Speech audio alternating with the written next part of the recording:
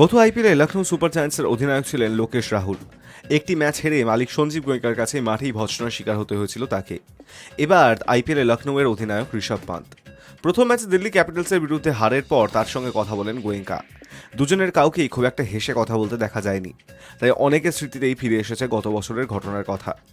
দিল্লি ক্যাপিটালসের বিরুদ্ধে প্রথমে ব্যাট করে 211 রান তুলেছিল লখনৌ সুপার জায়ান্টস, কিন্তু 14 ওভারে 161 রান তোলার পর 211 রানে থেমে যাওয়ার কারণে ভুগতে হয় গোটা দলকে। দিল্লি ক্যাপিটালস আশুতোষ শর্মার ব্যাটে ভর করে জয়ের রান তুলে নেয়। ম্যাচ শেষে মাঠে নেমে আসেন লখনৌয়ের মালিক গোয়েঙ্কা, কথা বলেন অধিনায়ক পান্থের সঙ্গে।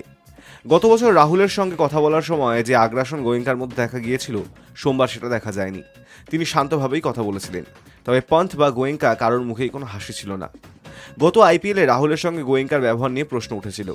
এই মরশুমে রাহুল আর লখনৌ দলে থাকতে চাননি, গোয়েঙ্কার ব্যবহারের কারণেই দল ছেড়েছিলেন বলেই মনে করা হয়।